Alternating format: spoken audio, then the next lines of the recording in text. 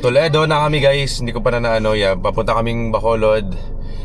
First time na as a couple, na as a married na mag-spend ng holiday. And then babalik ng Cebu sa New Year. So ngayon, ipapakita ko sa inyo paano mag-park sa ganitong sitwasyon sa Roro ng like a pro. Tong from shore. Hindi naman. Baka sib diretso ka dito ha. Wow. Mamsa ko gasit ba ito talaga daan pagkagawas ko.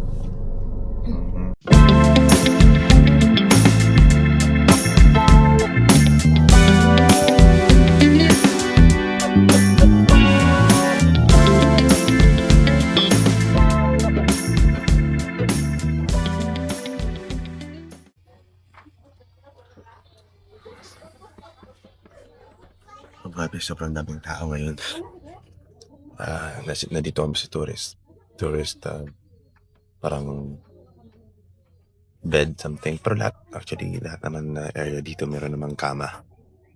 Pero like kahit hindi aircon, meron kama sa labas. Dahil sa Light Ferry nag-offer yan. So, Cebu to Bacolod and vice versa. Mas okay. Kasi, at least makakatulog ka pa. So, yan. Hihintay na lang namin na daling barko para diretso sa Bacolod. At ako, matutulog muna ako kasi parang napagod ako. Kulang. So, kita-gets mo pagdating sa San Carlos. Station, prepare for unlocking maneuver. Man your station, forward and up. Man your station, forward and up. Stand by, stand by, stand by.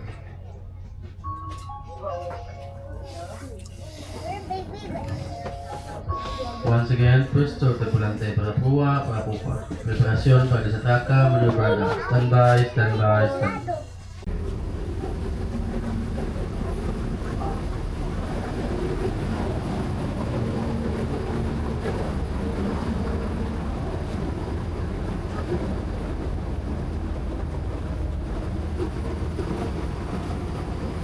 Wala yung jacket na sa floor.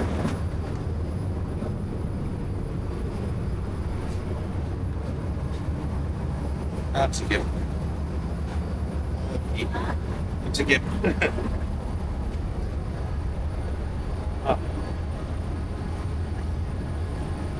Time to go. Sarap ng tulog. Yes. Saan tao? Dito na lang. Okay.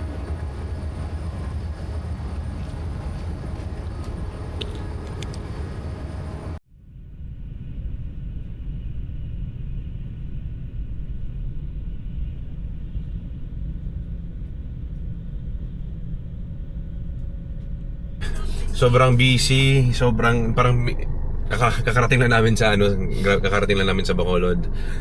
And hindi ka namin nakalain na parang bigla kaming napagod kasi may mga daming errands and stuff. Gusto lang sana namin mag-relax muna, chill, pero pagdating kailangan na gawin agad sa meron pang araw kasi, so tuloy-tuloy na lang.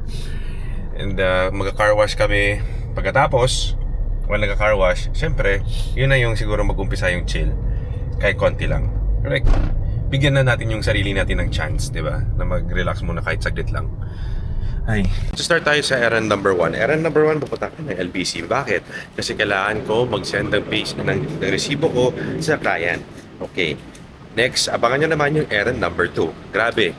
Parang feeling ko ilang errand sa'yo ngayong araw, Pangging. So, kakarating na natin. Ha?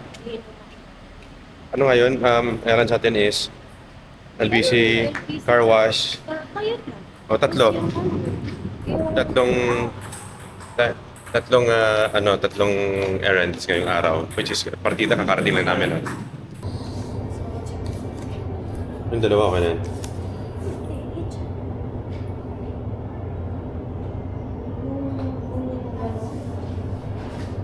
Oo. Asa na yung sinandya sa atin na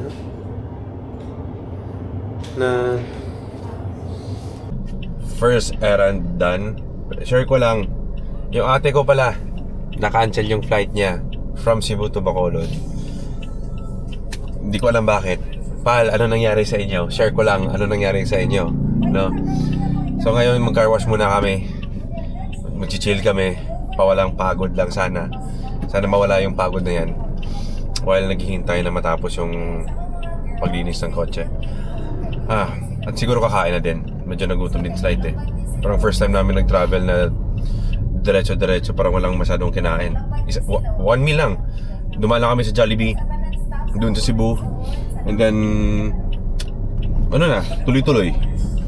Walang non-stop travel. And then, ito ngayon. So ngayon lang kami nakaramdam ng gutom. Funny.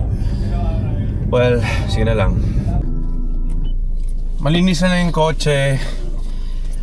And last errand na lang is magatid na lang ng regalo. So ano pa ngayon? Oras is 5 Just 5. 5:07. Yeah. 5:07 na. At least medyo may araw pa, hindi tayo aabutan ng gabi. But then again, because it's December, expected na yung December rush, whatever, Christmas May rush. traffic ba dito? Yung traffic dito, parang ipakita ko sa iyo anong traffic. Parang alam mo naman yung traffic eh. Moving traffic. Yan, pero intense na yan dito sa Bacolod. So, kung sa Manila ka, parang masaya na yung mga tao na yan kung naka-feel silang ganito. Pero dito sa Bacolod, na worry na sila. Stress na yan. OMG.